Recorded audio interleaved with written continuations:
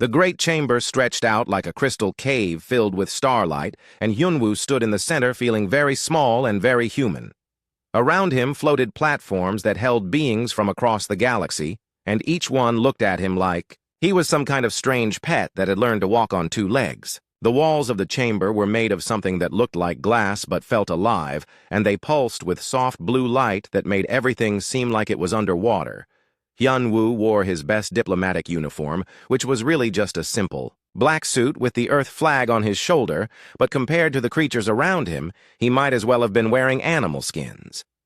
To his left floated a being made entirely of crystal that reflected light in patterns that hurt to look at, directly, and when it thought the patterns changed colors like a living rainbow. To his right sat something that looked like a giant octopus made of silver metal, and its tentacles moved constantly over glowing panels that appeared and disappeared in the air. The being in charge was called Elder Thys, and she had been running this council for longer than humans had been building cities. She looked like a very old woman, if you ignored the fact that her skin was green and covered in scales, and her eyes were completely black with tiny stars floating inside them. When she spoke, her voice came from everywhere at once, like the chamber itself was talking. Hyunwoo had been standing there for what felt like hours while the council members talked about him in languages that his translator could barely handle. Some of them spoke in colors and others in smells, and a few seemed to communicate by making the air itself vibrate in patterns that made his bones itch. They were discussing whether humans were even smart enough to understand what the council was, and most of them seemed to think the answer was no. Finally, Elder Thys raised one of her hands, and the chamber fell silent in a way that made Hyunwoo's ears pop. She looked down at him from her floating platform, and her star-filled eyes seemed to look right through him, like he was made of glass.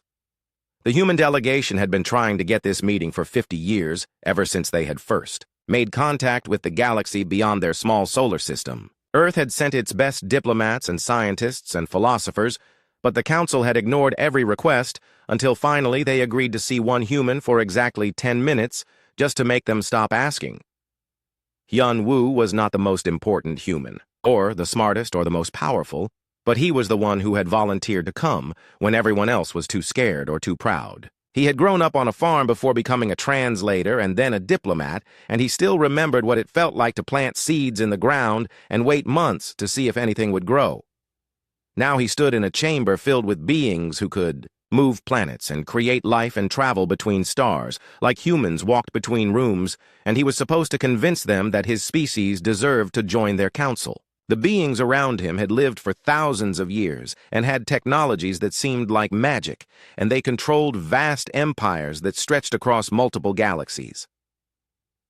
Elder Thys finally spoke, and her voice filled the chamber like thunder made of music. She asked him why humans thought they deserved to sit with beings who had mastered the fundamental forces of the universe, and Hyunwoo felt his mouth go dry because he had practiced this speech 1,000 times.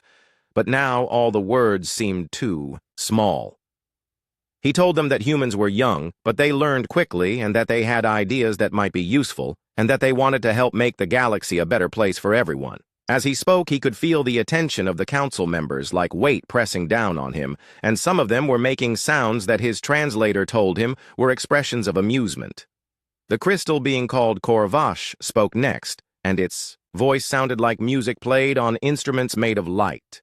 It said that humans had barely learned to leave their own planet and were still fighting wars over things like water and land that advanced civilizations had made abundant millions of years ago. It pointed out that humans lived for less than 100 years, which was barely enough time to learn the basics of existence, let alone contribute anything meaningful to galactic civilization.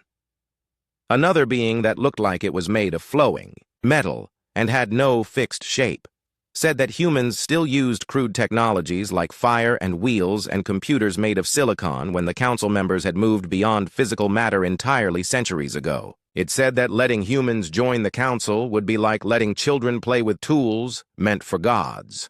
Hyunwoo listened to each criticism and felt them like physical blows, but he also felt something else growing inside him that was part anger and part sadness and part something else he could not name. These beings were ancient and powerful and wise, but they spoke about his species like humans were insects that had learned to make noise. Elder Thais asked him what humans could possibly offer to beings who had already solved every problem and conquered every challenge, and Hyunwoo reached into his bag and pulled out a simple tablet computer. It was primitive compared to the quantum crystals and neural interfaces the other beings used, but it was human technology built by human hands and minds. He told them that humans offered hope, and the chamber fell silent for a moment before erupting, in what passed for laughter among the various species. The crystal being flashed patterns of light that his translator said meant deep amusement, and the metal octopus creature made sounds like bells being shaken underwater. Even Elder Thys seemed to ripple with something that might have been humor. She asked him what hope could mean to beings who had already achieved immortality and could reshape reality with their thoughts, and Hyunwoo felt the weight of their attention like a mountain pressing down on his shoulders. He looked around at these ancient, powerful beings and realized that they were not laughing because they thought he was stupid, but because they had forgotten what hope felt like. The council members began to speak among themselves in their various languages of light and sound and smell, and Hyunwoo stood in the center of their discussion, feeling like a child who had interrupted a conversation between adults. They talked about his species like humans were an interesting curiosity that might be useful as servants or pets, but not as equals.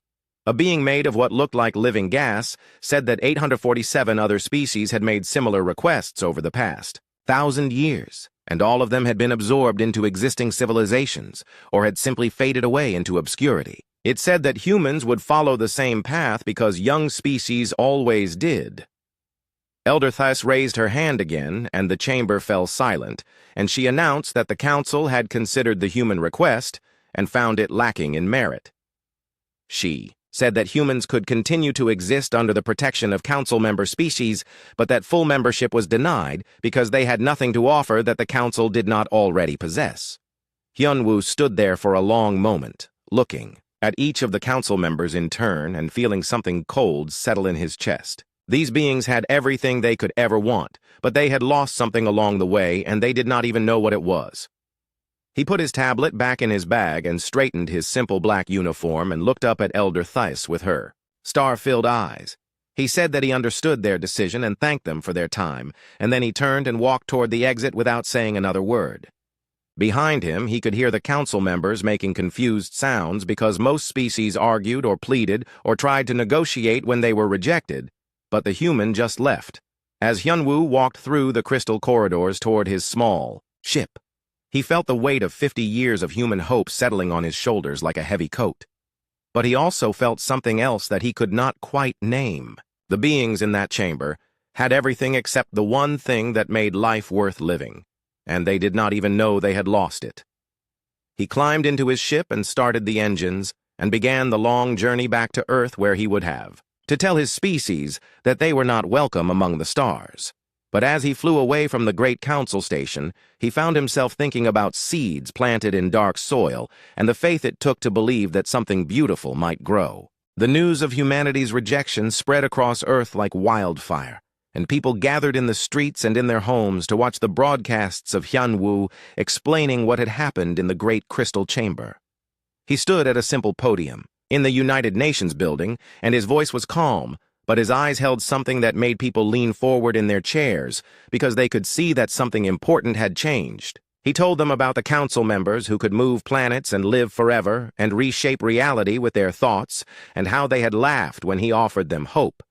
He described beings made of crystal and metal and gas who had forgotten what it meant to wonder about tomorrow because they already knew everything that could happen. The people listening felt a mixture of anger and sadness and something else that they could not quite name. President Kim sat in her office after the broadcast and stared out the window at the city below where millions of humans were going about, their daily lives completely unaware that they had been judged and found wanting by beings they would never meet. She had been the one to approve the mission, and now she had to decide what humanity would do next. The phone calls started almost immediately, and leaders from every nation wanted to know what the plan was now that the Galactic Council had rejected them. Some suggested trying again with different representatives or better technology or more impressive displays of human achievement. But President Kim found herself thinking about the look in Hyunwoo's eyes when he described the council chamber. Dr. Min worked in a laboratory in Seoul, where she studied quantum physics and tried to understand how the universe worked at its deepest levels, and when she heard about the Council's rejection, she felt something click into place in her mind like a puzzle piece finding its proper spot. She had been working on theories about parallel dimensions and alternate realities, and suddenly she wondered if there might be other options besides begging for acceptance from beings who had lost their curiosity. In a small apartment in New York, a janitor named Jay watched the news and thought about his grandmother who had lived through wars and famines and had always told him that the most important thing was not what others thought of you, but what you chose to do when they turned their backs. He had never considered himself important enough to have opinions about galactic politics, but something about the Council's dismissal made him angry in a way that surprised him.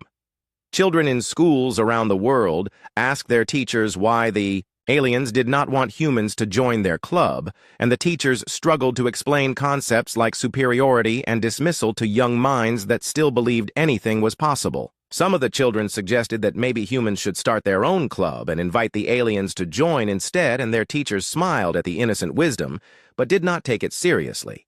Scientists and philosophers and artists began to gather in small groups to discuss what humanity should do next, and their conversations often lasted deep into the night, as they explored ideas that seemed impossible but felt important. Dr. Won at the Space Research Center in Busan started working on new theories about consciousness and reality that built on human intuition rather than trying to copy alien technology.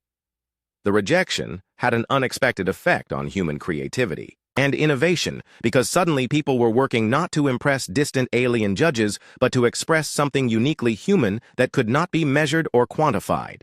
Musicians composed symphonies that captured the feeling of being small in a vast universe, but still choosing to sing, and artists painted pictures of hope that seemed to glow with inner light. Hyunwoo found himself traveling around the world speaking to groups of humans who wanted to understand what had really happened in that crystal chamber, and each time he told the story, he noticed new details that he had missed before. The council members had technologies that seemed like magic, but they had also seemed tired in a way that went deeper than physical exhaustion, as if they had forgotten why any of it mattered. In research facilities across Earth, scientists began working on projects that the Galactic Council would have considered primitive, but that felt important to human minds that still believed in the possibility of discovery. They were not trying to build faster ships or more powerful weapons, but to understand something fundamental about consciousness and reality that the alien technologies seemed to miss. The months passed, and gradually the initial anger and disappointment began to transform into something else, as humans started to realize that being rejected by the Council might not be the end of their story, but the beginning of a different one entirely. Communities that had been divided began working together on projects that seemed to have no practical purpose, except to explore what it meant to be human in a universe that did not seem to want them. Young people especially seemed to understand, something that their elders were still learning, because they had grown up with the knowledge that there were other civilizations among the stars, and they had never assumed that those civilizations were automatically better or wiser than humanity. They organized groups that studied alien technologies not to copy them, but to understand their limitations and blind spots. Dr. An worked at a university where she taught courses on consciousness and philosophy, and after the Council's rejection, her classes became the most popular on campus as students tried to understand what made human thinking different from the apparently superior minds of the Galactic Council. She began developing theories about the relationship between hope and consciousness that suggested human minds might access reality in ways that more advanced beings had lost. In quiet laboratories and basement workshops, inventors and thinkers began experimenting with technologies that combined human intuition with scientific method in ways that produced results that should not have been possible according to known physics. They were not trying to build ships that could travel faster than light, but to explore the spaces between certainties where new possibilities might exist. The global economy began to shift as people lost interest in competing for resources that alien civilizations could provide in abundance and instead focused on developing capabilities that seemed uniquely human. Artists and scientists and philosophers found themselves working together on projects that crossed traditional boundaries because they were trying to understand something that could not be measured with instruments alone. Religious leaders from different traditions began having conversations about the spiritual implications of being rejected by advanced alien civilizations, and many of them concluded that humanity's purpose might not be to join existing cosmic orders, but to discover new ways of being that had never been explored before. They spoke about faith and hope not as weaknesses, but as technologies for navigating uncertainty. Children who had been born after first contact with alien civilizations reached adolescence with a different perspective than their parents because they had never believed that alien approval was necessary for human worth. They organized projects to explore creativity and consciousness that their teachers initially dismissed as impossible, but that gradually began producing results that challenged basic assumptions about reality. The rejection that had initially seemed like humanity's greatest failure began to feel like liberation from expectations that had never really fit human nature anyway. People stopped trying to prove their worth to distant judges and started exploring what they could become if they followed their own instincts about what mattered in the universe.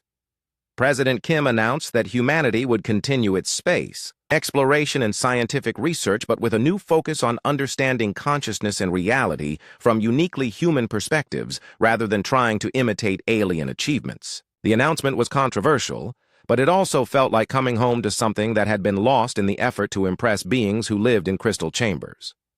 As the first year after the rejection came to an end, Hyun-woo found himself back at his childhood farm, planting seeds in the same soil where his grandmother had taught him about patience and faith. The galaxy beyond Earth's atmosphere still hummed with the activities of ancient civilizations, but humanity was beginning to explore territories that those civilizations seemed to have forgotten existed. The council members in their crystal chamber continued their eternal discussions about matters they had solved long ago. But something was beginning to change in the universe that they had not anticipated and would not notice until it was too late to understand how a species they had dismissed, as Primitive was about to teach them what they had lost. Communications Officer Bay sat at her monitoring station at the edge of known space and watched the displays that tracked thousands of civilizations across the galaxy when something strange caught her attention. The human signals that had been a constant background noise for decades suddenly stopped appearing on her screens, and at first she thought there might be equipment failure. She ran diagnostics on her quantum communication arrays and checked the electromagnetic spectrum analyzers and tested every system twice, but everything was working perfectly. The problem was not with her equipment, but with what it was supposed to be detecting, because the humans had simply stopped broadcasting anything at all. Bay was a member of the Kethmore species, and her people were known throughout the galaxy for their precision and attention to detail, so when she filed her report about the missing human signals, she included exact timestamps and frequency analyses and probability calculations. Her report stated that all human communications had ceased simultaneously across their entire civilization at precisely the same moment. The report traveled through the Galactic Communication Network and reached other monitoring stations where officers from different species confirmed the same phenomenon. The humans, who had been chattering constantly on radio waves and quantum channels, had gone completely silent overnight, and their homeworld showed no signs of the electromagnetic activity that should have been pouring out of a technological civilization. Fleet Commander Doktar received the reports at his military base and decided to investigate personally because his species, the Vextari, had been observing human development for strategic purposes. His crystal ship was equipped with sensors that could detect life signs from several light years away and could analyze the molecular composition of planetary atmospheres to determine what kinds of creatures lived there. The journey to the human solar system took 3 days, and Doktar spent the time reviewing intelligence reports about human capabilities and limitations. The humans had been classified as a minor technological civilization with no significant military potential and no advanced scientific achievements that would interest the Galactic Council. They were considered harmless and slightly amusing in their primitive attempts to understand the universe. When Doktar's ship arrived at Earth, he expected to find the usual chaos of a developing civilization with radio signals and energy signatures, and the heat patterns of billions of individuals going about their daily activities. Instead, his sensors detected something that should not have been possible, according to everything the galaxy knew about technological civilizations. Earth was still there, spinning peacefully around its yellow star, and the continents and oceans looked exactly the same as they had in previous surveys. Cities were intact, and buildings stood in perfect condition, and vehicles remained parked where they had been left, but there were no humans anywhere on the planet. Doctor sent probe ships down to the surface to investigate, and the images they transmitted back showed empty streets and abandoned homes and workplaces where meals sat half-finished on tables as if everyone had simply vanished in the middle of their normal activities. There were no signs of struggle or disaster or evacuation because everything was exactly as it should be, except for the complete absence of humans. The probe ships visited human colonies on other worlds and found the same phenomenon everywhere they looked. The settlement on Kepler 442b was empty, but showed no signs of hasty departure because personal belongings remained in place and systems continued to run on automatic power.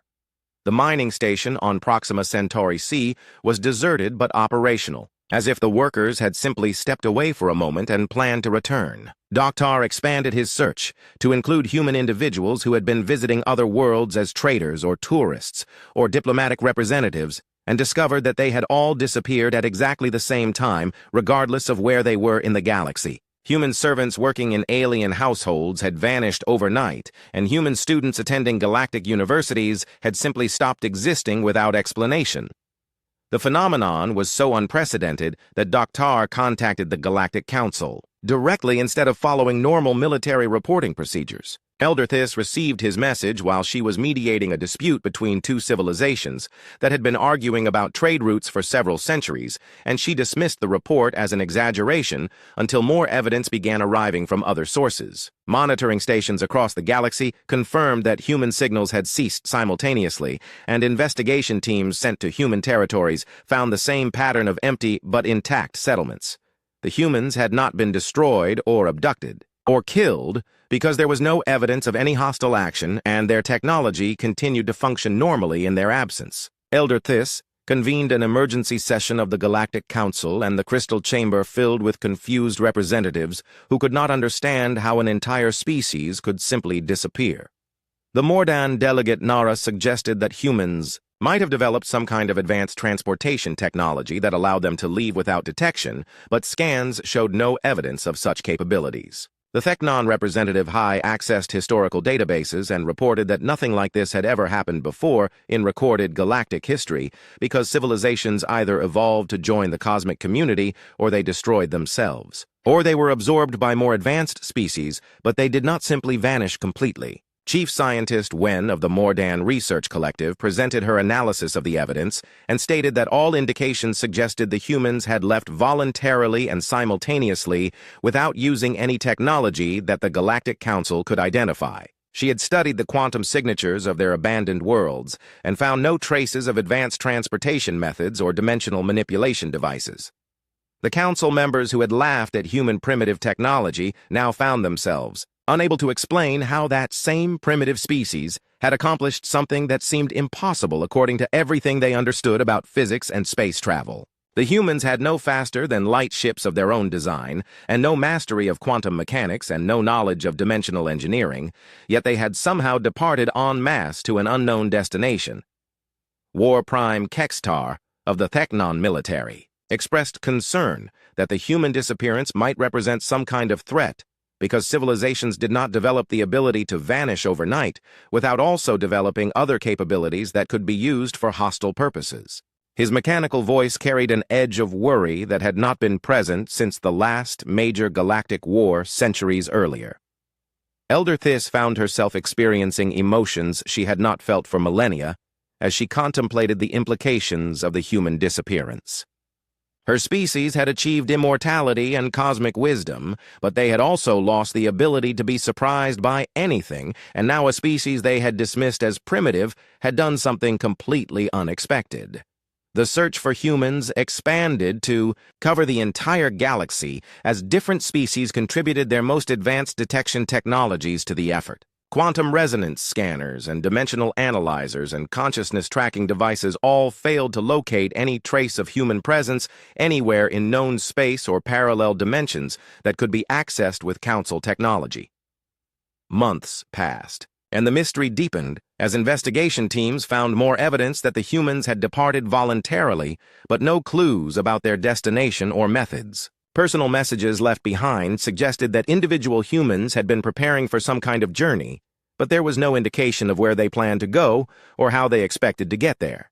The galactic economy began to experience subtle disruptions as systems that had relied on human innovation started malfunctioning in ways that should not have been possible. Technologies that had been developed by studying human problem-solving methods began producing inconsistent results, and several major infrastructure projects had to be abandoned when alien engineers could not replicate the intuitive solutions that human consultants had provided. Dr. Wan analyzed the pattern of technological failures and discovered that they were all connected to systems that had been improved by incorporating human approaches to impossible problems. The humans had a unique way of finding solutions that worked even when they should not have worked according to established scientific principles, and now that they were gone, those solutions were becoming unstable. The Vextari timeline mapping arrays that helped predict future events began showing strange gaps where probability calculations should have been possible, and navigation computers that guided ships through hyperspace started producing routes that led nowhere because the quantum intuition that humans provided was no longer available to supplement pure mathematical analysis. Even the Zephani, who communed directly with cosmic forces, reported that their connection to what they called the deep current was becoming weaker, as if some essential element had been removed from the fundamental structure of reality. They described feeling like musicians trying to play symphonies with missing instruments that they had never realized were part of the orchestra. The failures started small and spread like a disease through the technological foundations of galactic civilization, as Chief Engineer Sue discovered when her quantum matter converters began producing inconsistent results for the first time in 3,000 years. The machines that had transformed basic elements into complex materials with perfect precision now created structures that were flawed in ways that made no sense according to the mathematical models that governed their operation. Sue was a Morden engineer whose tentacles could interface directly with quantum machinery, and she had built some of the most sophisticated manufacturing systems in the galaxy, but now she found herself staring at readouts that defied everything she understood about physics. The converters were receiving the same energy inputs and following the same programming, but the outputs varied randomly as if some essential component of the process had been removed. She ran diagnostics for weeks and tested every component and rebuilt entire sections of her equipment, but the problems persisted and gradually spread to other systems throughout the Morden industrial complex. Manufacturing plants that had operated flawlessly for millennia began producing materials with unpredictable properties, and construction projects that should have been routine started failing for reasons that no one could identify. Similar problems appeared across the galaxy as the Kethmore discovered that their timeline mapping technology was developing blind spots where future possibilities should have been clearly visible. Senior Navigator Jin watched in growing alarm as her probability calculators displayed static instead of the crystal-clear predictions that had guided her species for centuries. The Kethmore had built their entire civilization around their ability to see potential futures and make decisions based on complete knowledge of likely outcomes. But now whole sections of space-time appeared clouded as if something was interfering with their perception. Ships that relied on timeline navigation began getting lost in hyperspace, and trade routes that had been perfectly mapped for generations suddenly led to empty void. Most disturbing of all were the reports from the Zephani, whose gaseous forms allowed them to commune directly with the fundamental forces of the universe, but who now described feeling disconnected from what they called the deep current that flowed through all of reality. Elder Hio had been a spiritual guide for her people for over a millennium, but she found herself unable to access the cosmic consciousness that had been as natural to her as breathing. The Zephani gathered in their crystal meditation chambers and tried to re-establish their connection to the universal flow, but found only silence where once there had been an endless stream of cosmic wisdom. Their ability to guide other species through spiritual crises began to falter as they lost touch with the deeper truths that had made them valuable counselors to the galactic community. Database. Keeper Hay of the Theknon analyzed the pattern of failures and discovered that they all shared a common characteristic, because every malfunctioning system had been enhanced at some point by incorporating insights derived from observing primitive species, and particularly humans. Her mechanical mind processed vast amounts of historical data and found that 73% of all technological advances over the past 2 millennia had included innovations inspired by studying supposedly inferior civilizations.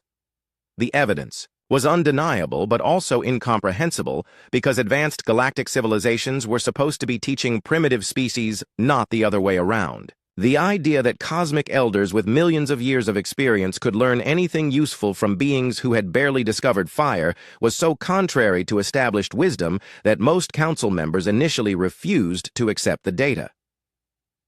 Theoretical. Physicist Min of the Mordon presented her research to an emergency council session and explained that humans possessed what she termed quantum consciousness, which was an ability to navigate probability spaces that should have been impossible to access. When humans made what they called leaps of faith or followed their intuition, they were actually manipulating reality in ways that violated every known law of physics.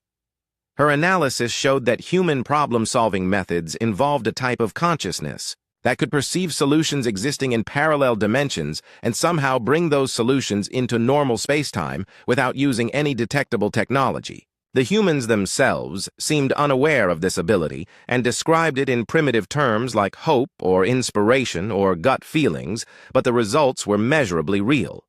The Galactic Council had spent centuries studying human behavior and dismissing their seemingly random successes as lucky guesses or primitive trial and error methods, but Min's research revealed that human intuition was actually a form of dimensional engineering that exceeded anything the advanced civilizations had achieved.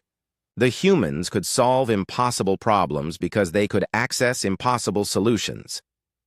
Elder Theiss felt something she had not experienced in millennia as she listened to Min's presentation because the ancient Velteran leader was confronting the possibility that her 3-century reign had been based on fundamentally incorrect assumptions about the nature of intelligence and consciousness. The beings she had considered the pinnacle of cosmic evolution were apparently inferior to the species she had just rejected. The implications were staggering, because if humans possessed abilities that surpassed those of galactic elders, then every hierarchy and power structure in known space was built on false foundations. The council members who had laughed at human primitive technology were learning that their own advanced systems depended on insights borrowed from the supposedly inferior minds they had dismissed. War Prime Kextar voiced the concerns that many council members were afraid to express when he pointed out that a species capable of vanishing from an entire galaxy without using detectable technology represented a potential threat that could not be assessed or countered with conventional military methods. The Theknon had built their reputation on their ability to analyze and respond to any possible danger, but humans had simply disappeared in ways that made threat assessment impossible. The search for human refugees expanded to include dimensions and realities that had previously been considered theoretical, but even the most advanced scanning technologies failed to detect any trace of human presence. It was as if 12 billion humans had simply stepped outside of existence itself and taken their impossible consciousness with them. Chief Scientist Wen reported that the technological failures were accelerating as systems that had incorporated human-inspired innovations became increasingly unstable without the quantum consciousness that had made them possible. Manufacturing complexes that fed entire star systems began producing unusable materials, and transportation networks that connected distant galaxies started developing navigation errors that stranded ships in unexplored regions of space. The economic disruption spread through trade routes and communication networks as civilizations that had relied on human consultation for their most challenging problems found themselves unable to maintain systems that had seemed perfectly understood until the humans disappeared. Projects that had been routine for centuries became impossible because no one could replicate the intuitive leaps that human advisors had provided. Religious and philosophical leaders from across the galaxy gathered to discuss the spiritual implications of the human disappearance, and many concluded that their understanding of consciousness and reality had been fundamentally incomplete. The Zephani, who had considered themselves the most spiritually advanced beings in existence, were forced to confront the possibility that human farmers and factory workers possessed a connection to cosmic truth that they had lost. Young members of various species who had grown up observing human behavior began forming study groups to explore consciousness and intuition in ways that their elders had never considered necessary. They experimented with meditation techniques and probability exercises that attempted to replicate human problem-solving methods, but without the genetic and cultural background that made human quantum consciousness possible. The Galactic Council, that had once been confident in its wisdom and authority, now found itself struggling to maintain basic civilization functions, as the absence of human consciousness created cascading failures throughout their technological and spiritual infrastructure. The beings who had thought themselves gods were learning that they had been dependent on the insights of mortals they had never bothered to understand. Elder Thais stood alone in the crystal chamber after the other council members had departed, to deal with crises in their home territories, and she contemplated the irony of a situation where the most advanced civilizations in the galaxy had been brought to the edge of collapse by the departure of a species they had considered barely worth noticing. The humans had offered hope, and the council had laughed, but hope might have been exactly what they needed. The message appeared everywhere at once on every communication device and display screen throughout galactic space, and it was written in perfect galactic standard, which should have been impossible because humans had never fully mastered the complex linguistic protocols that allowed different species to communicate across dimensional barriers. The words were simple and polite, but they sent shockwaves through civilizations that had been struggling with cascading technological failures for months. Elder Thais read the message while standing in her private chambers overlooking the crystal gardens where she had spent centuries contemplating the nature of existence, and she felt something that might have been fear or excitement or both as she realized that the humans had returned with capabilities that defied everything the council thought they understood about reality. The coordinates provided in the message led to a region of space at the edge of known territory that had been thoroughly surveyed and confirmed empty just months before, but now contained something that hurt to look at directly because it seemed to exist in more dimensions than space-time should allow. The structure appeared to be built from materials that shifted between solid and energy states while maintaining geometric patterns that violated basic principles of architecture and physics. Fleet Commander Dr. led the council delegation in his most advanced crystal ship, equipped with sensors that could analyze matter at the quantum level and detect consciousness patterns across multiple dimensions, but every instrument screamed warnings about spatial anomalies and reality distortions that should not have been possible in normal space. The readings suggested that the human structure existed partially outside the universe itself. Elder Thais insisted on accompanying the delegation despite the obvious dangers because she needed to understand how a species they had dismissed as primitive had accomplished something that surpassed the capabilities of civilizations that had mastered the fundamental forces of reality. The journey to the coordinates took them through regions of space where physics seemed to work differently and where their navigation computers produced contradictory readings. When they arrived at the designated location, they found Hyunwoo waiting for them in a simple chamber aboard the impossible structure, and he looked exactly the same as he had a year earlier when he had walked out of their council session without saying a word. He wore the same basic diplomatic uniform and sat at a wooden table that seemed absurdly primitive compared to the reality-bending architecture surrounding it, but his presence filled the space with a sense of calm that none of the council members had experienced in months. The chamber itself defied analysis because it appeared to be simultaneously inside and outside the structure while maintaining comfortable atmosphere and gravity that felt natural despite the obvious impossibility of the engineering involved. Windows showed views of star configurations that did not match any known stellar cartography, and the walls seemed to be made of crystallized time that reflected light from sources that existed in parallel dimensions.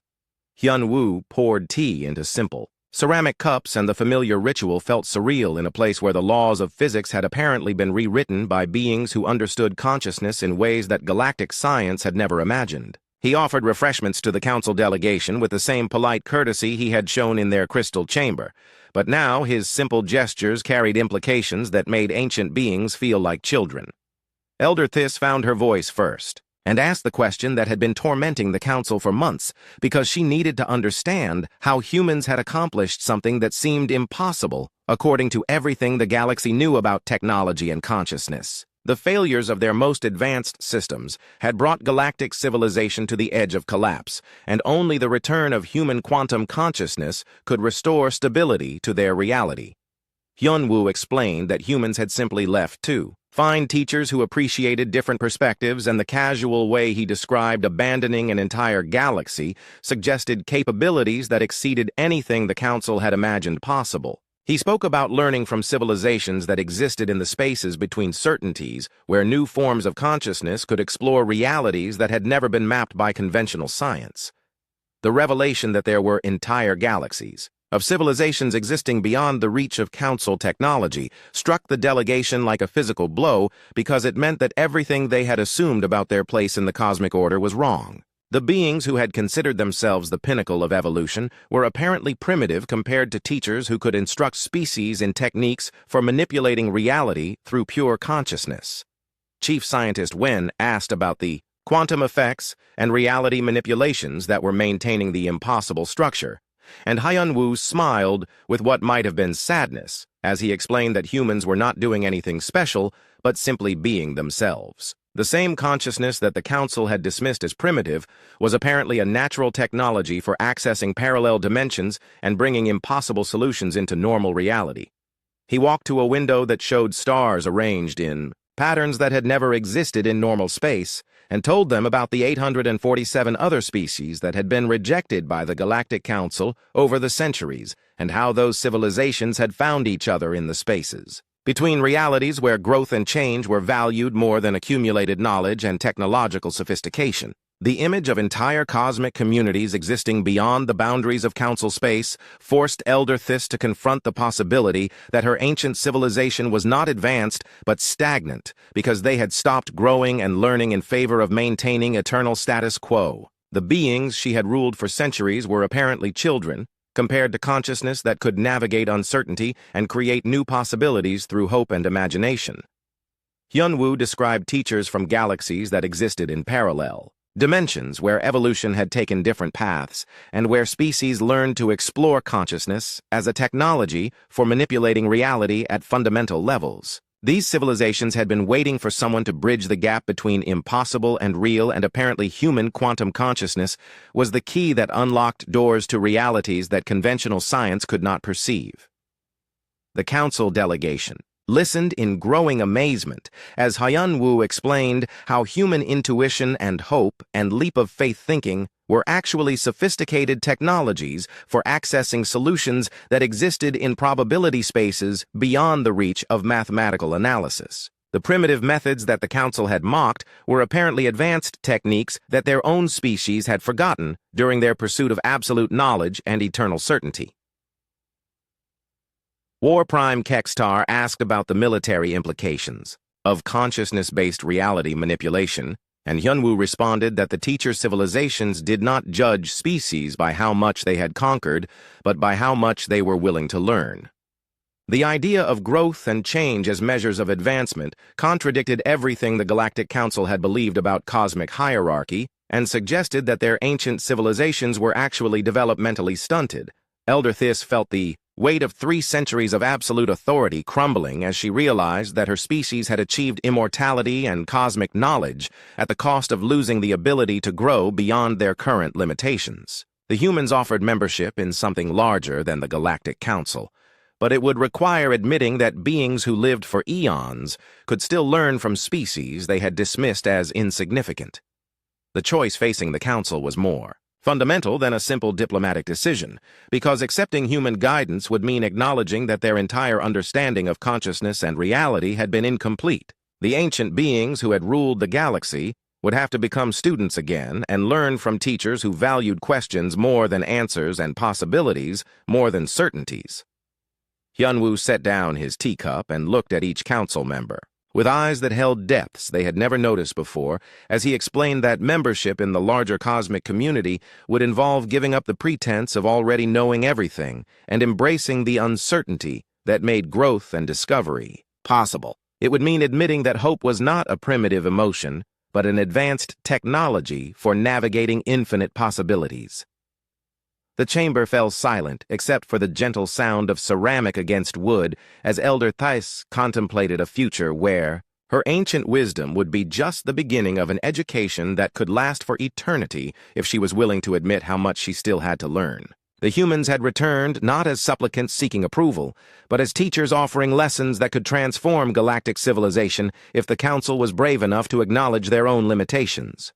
For the first time in 1,000 years, The Galactic Council faced a decision that could not be made from a position of absolute authority because the choice to grow required admitting that growth was necessary and that admission would change everything they thought they knew about themselves and their place in a universe that was apparently much larger and more wonderful than they had ever